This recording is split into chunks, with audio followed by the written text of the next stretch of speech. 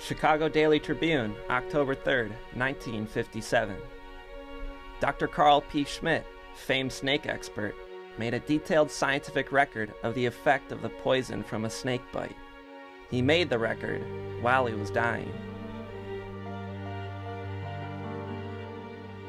What follows is his diary, a look into the mind of a doomed man, a scientist curious to the end.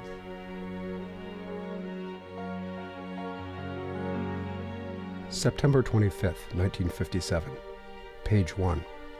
A 30-inch snake brought for identification to the Chicago Natural History Museum from the Lincoln Park Zoo proved to be uncommonly difficult to name. It was known to be an African snake, and with the characteristic head shape, oblique and keeled dorsal scales, and bright colored pattern, should have offered no difficulty. But no key for identification would make it a boomslang, for the anal plate was undivided.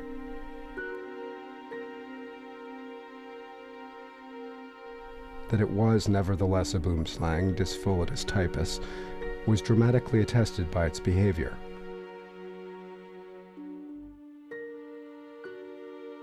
I was discussing the possibility of its being a boomslang when I took it without thinking of any precaution, and it promptly bit me on the fleshy lateral aspect of the first joint of the left thumb. The punctures bled freely, and I sucked them vigorously. The mouth was widely opened, and the bite was made with the rear fangs only the right fang entering to its full length of about 3 millimeters.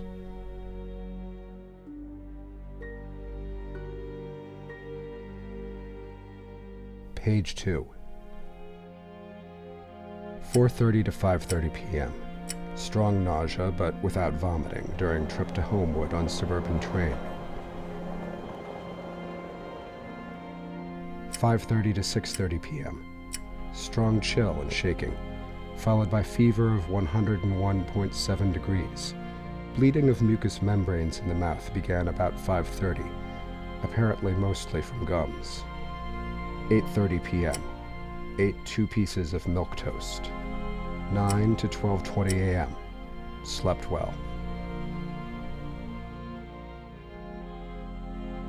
Urination at 12:20 a.m. Mostly blood, but small in amount. Took a glass of water at 4:30 a.m., followed by violent nausea and vomiting, the contents of the stomach being the undigested supper. Felt much better and slept until 6:30 a.m. Page 3. September 26th, 6:30 a.m. Temperature 98.2. Ate cereal and poached egg on toast, and applesauce and coffee for breakfast. No urine, with an ounce or so of blood about every 3 hours. Mouth and nose continuing to bleed, not excessively.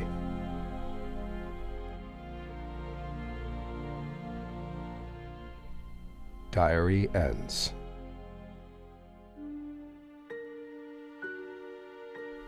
September 26th, 1:30 p.m. After lunch, vomited and called wife.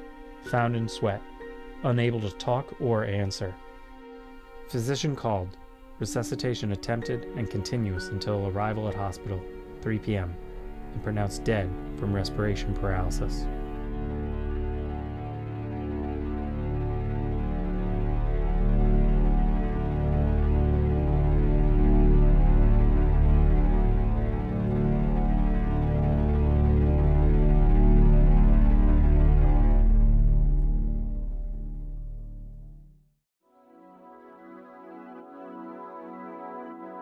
Boomslang venom affects its prey rapidly.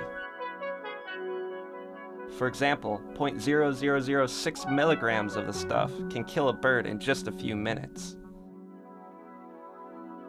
Venoms like the boomslings cause disseminated intravascular coagulation. That's when the body makes so many tiny blood clots that it runs out of its clotting ability, causing the snake's victim to bleed to death. So a bird dies in just a few minutes. Karl P. Schmidt, not being a bird, succumbed to the effects of boomslang venom in 24 hours.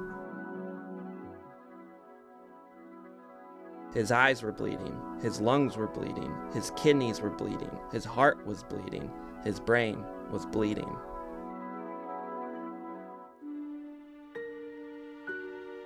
The Chicago Daily Tribune reported that Schmidt was asked if he would see a doctor the morning after the snakebite, just hours before he died. To that, he replied, no, that would upset the symptoms. Was this a case of curiosity killing the scientist? News stories about Schmidt said he didn't believe the snake delivered a lethal dose of venom. An expert herpetologist, Schmidt also knew that boomslang antivenom was only available in Africa. So in the end, what killed Karl P. Schmidt? The autopsy report said the underlying cause of death was venom poisoning from a snakebite. But there might be another cause: being a scientist.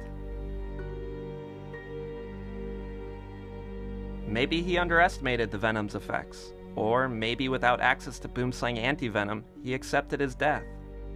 Either way, instead of going to the hospital and seeking treatment, he wrote about it. And being a scientist, he saw potential for discovery with each note, even poached eggs and toast. At the edge of death, most of us would step back, but not Karl P. Schmidt. He jumped into the unknown.